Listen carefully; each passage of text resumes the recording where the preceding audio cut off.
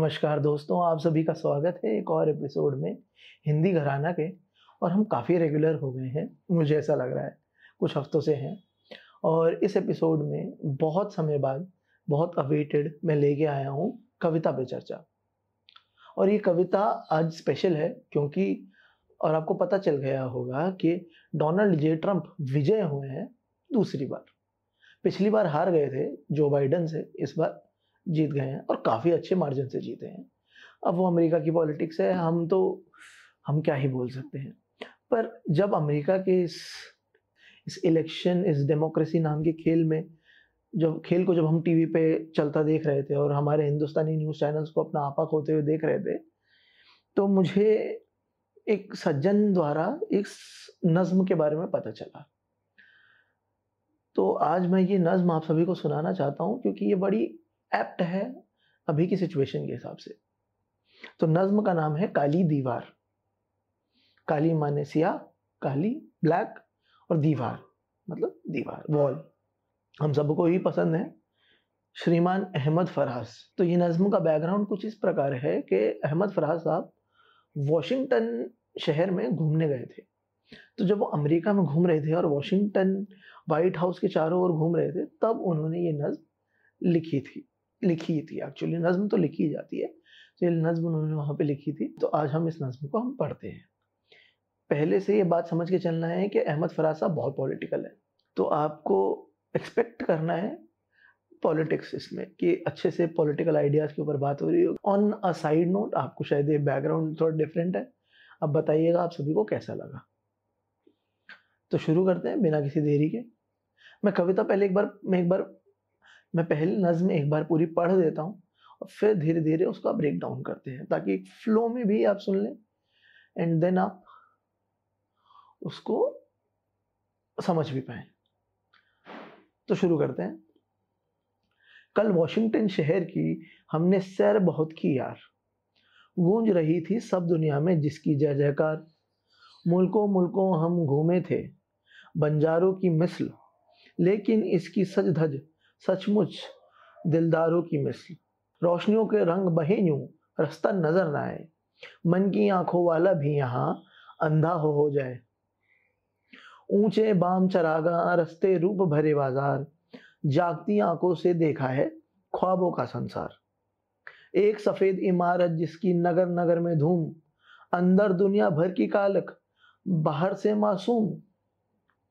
यही सफेद इमारत जिसमें बहुत बड़ी सरकार, यही करे सौदागर छोटी कौमों का व्यापार। यहीं पे जादूगर बैठा जब कहीं की डोर हिलाए, हर बस्ती नागासाकी हिरोशिमा बन जाए। इसी इमारत से कुछ दूर ही एक काली दीवार, लोगों का मेला ऐसा लगा था जैसे कोई त्योहार। इस काली दीवार पे कंधा देखे हजारों नाम, उन नामों के बीच लिखा था शोहदाए वियतनाम। आसपास तो जमा हुआ था खिलकत का अंबो, सबकी आंखों में सन्नाटा, चेहरे पे अंदो, बेकल बहने, घायल माएँ और दुखी बेवाएं। साजन तुम किस देश से धारे, सोचे महबूबाएं। अपने प्यारे दिलदारों का ओझल मुखड़ा ढूंढे, इस काली दीवार पे उनके नाम का टुकड़ा ढूंढे। दिलों में दुख, आंखों में शबनम, हाथों में फूल उठाए। इस नामों के कब्रिस्तान का भेद कोई क्या पाए। ना तुरबत ना कतबा, कोई ना हड्डी ना मांस, फिर भी पागल नैना को थी पिया मिलन की आस। कहीं कहीं इस काली सिल पर कोई सफेद गुलाब, यूं बेताब पड़ा था जैसे अंधी आंख का ख्वाब। कांटा बनकर सभी के दिल में खटके एक सवाल, किस कारण मिट्टी में मिलाए हीरो जैसे लाल। हो ची मिन के देश में हमने क्या क्या सितम न ढाए, उसके जियाले तो आजादी का सूरज ले आए। लेकिन इतने चांद गवा कर हमने भला क्या पाया। हम बदकिस्मत ऐसे जिनको धूप मिली न साया। मुख मोती देकर हासिल की ये काली दीवार, ये काली दीवार जो है बस एक खाली दीवार। ये काली दीवार जो है नामों का कब्रिस्तान, वॉशिंगटन के शहर में दफन है किस किस के अरमान। तो ये एक नज़्म थी अहमद फराज साहब की, और इस नज़्म का नाम है काली दीवार। तो अब हम इसका ब्रेक डाउन चालू करते हैं। जो देखिए, मैं स्टाइल और इन सब पे ब्रेक डाउन नहीं कर सकता क्योंकि मेरी वहाँ पे इतनी अच्छी समझ नहीं है। मैं इसका रेफरेंसेस और इसका जो इसमें जो मतलब है, मैं उसका ब्रेक डाउन ही कर पाऊँगा। तो शुरू से मैं पहली 4-4 लाइन्स का उनको समझना चालू करते हैं।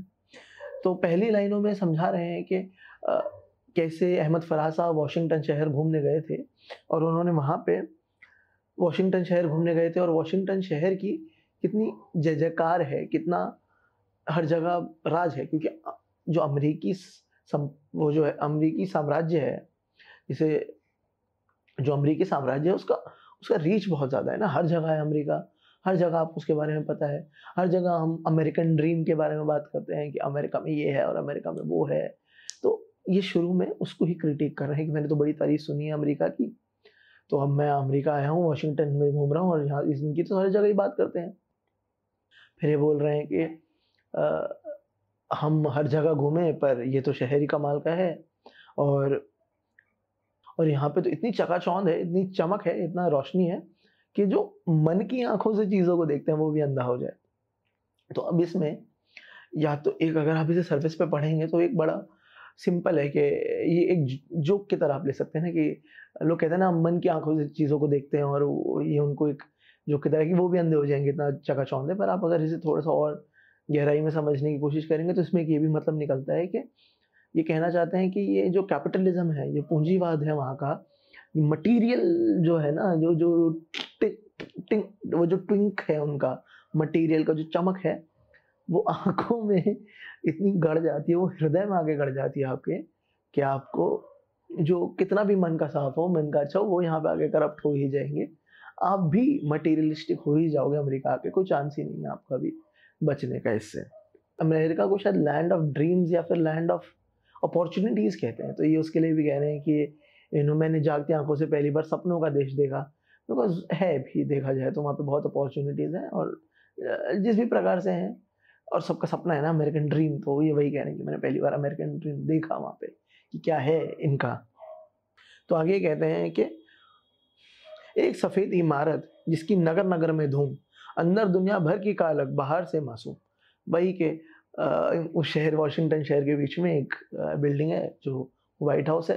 वो उसकी हर जगह धूम है, हर जगह नाम है। भाई जो अमेरिका का प्रेसिडेंट है वो तो most powerful human being in the world है ना, उनको तो कौन रोक सकता है, उनको कौन हाथ पकड़ सकता है। तो कह रहे हैं कि और अंदर दुनिया भर की कालक, बाहर पे साफ। तो अंदर सब खराब काम होते हैं, सबसे बुरे लोग हैं, और देखा जाए तो अमेरिका का इतना अच्छा ट्रैक रिकॉर्ड रहा भी नहीं है वर्ल्ड पॉलिटिक्स में इतना अच्छा काम करने का। तो सही बोल रहे हैं कि अंदर तो सब काली, सबसे बुरे लोग बैठे हैं, बाहर बड़ा बाहर बड़ा साफ-सुथरा अच्छा कर रखा है। जैसा कि होता भी है ना पूंजीवाद में, लोग कहते हैं, या फिर हमने भी जितना पढ़ा है, देखा है कि पूंजीवाद में से होता है ना, बाहर से सब बड़ा चकाचौंध, बड़ा अच्छा लगता है, अंदर जाओ तो एकदम मशीनरी, वो रॉटन मशीनरी है। तो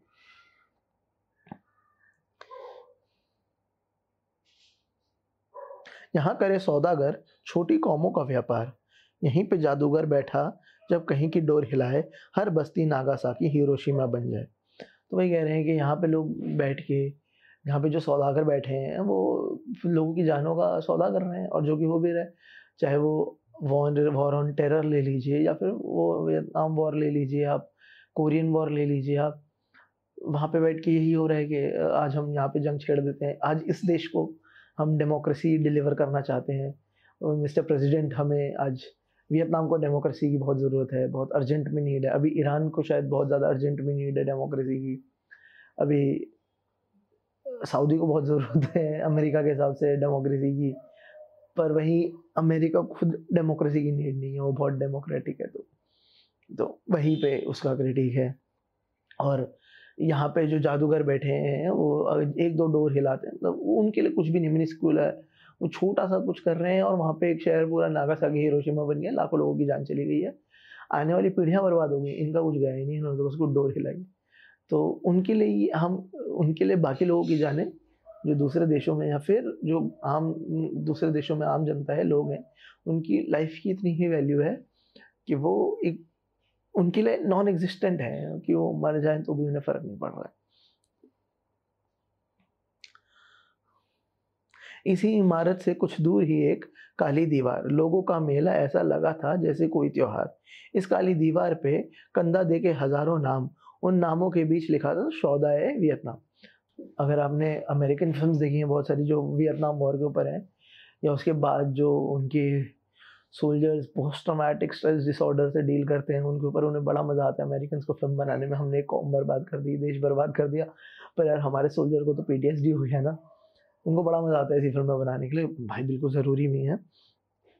तो कह रहे हैं कि वहाँ पे एक काली दीवार है वॉशिंगटन डीसी में, जो जिसके ऊपर बहुत सारी नाम लिखे हुए हैं, और उन्हीं नामों के सबसे ऊपर लिखा शोहदा है वियतनाम, मतलब शहीद ऑफ वियतनाम, मतलब मार्टर्स ऑफ वियतनाम वॉर।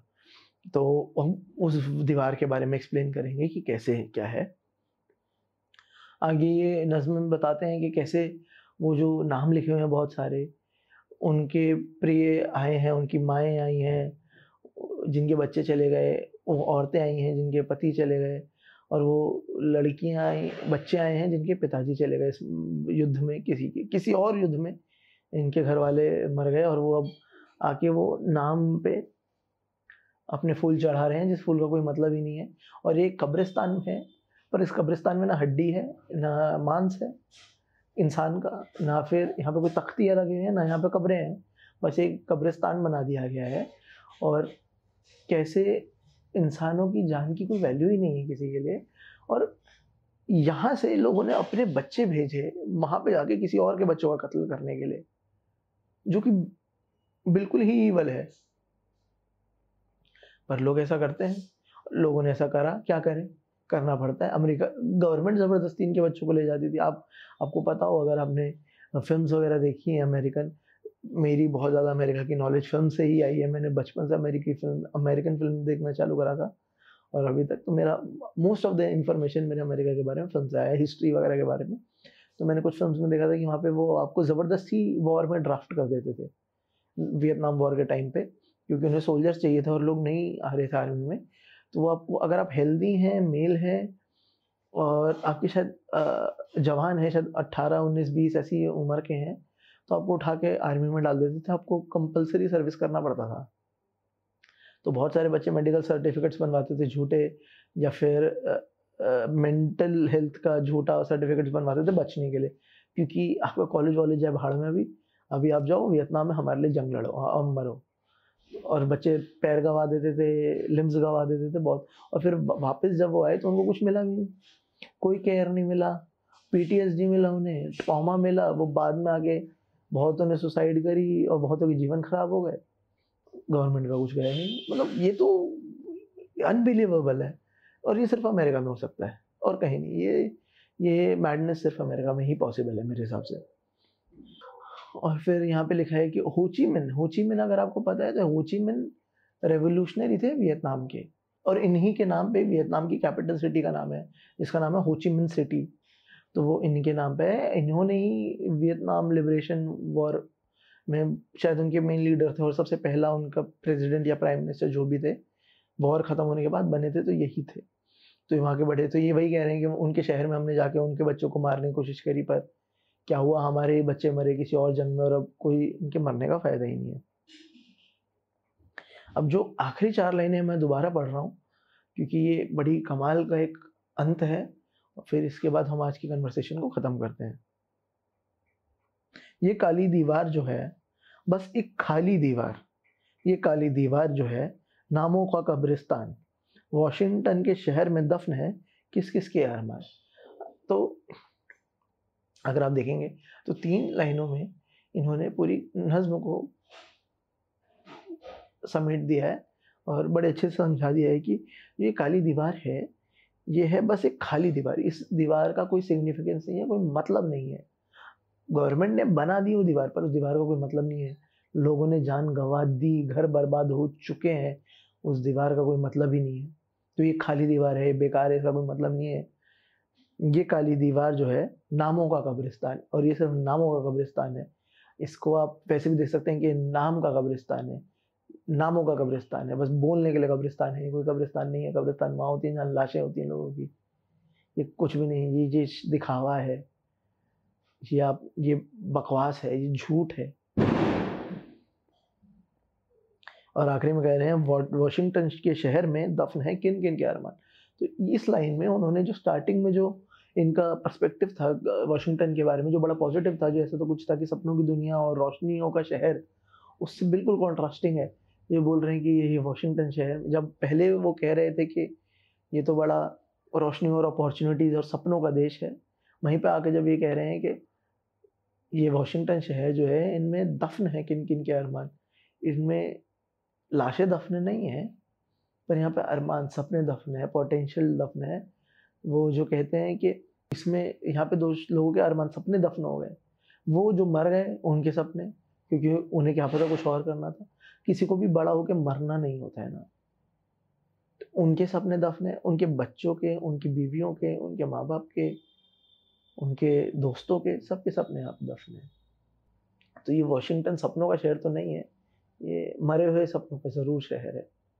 तो मुबारक हो मिस्टर डोनाल्ड जे ट्रम्प को इलेक्शन जीतने की, और अमेरिका जैसी खूबसूरत 2 पार्टी वाली डेमोक्रेसी को। और ऐसे ही अमेरिका और देशों में भी डेमोक्रेसी बांटे, पर भगवान के लिए हमारे यहाँ पे ना ही है तो अच्छा रहेगा। धन्यवाद, फिर मिलेंगे अगले हफ्ते। तब तक के लिए आप शेयर करें, लाइक करें, कमेंट करें, और लोगों को बताएं कि एक अच्छा काविश हो रही है हिंदी साहित्य में। तब तक के लिए धन्यवाद।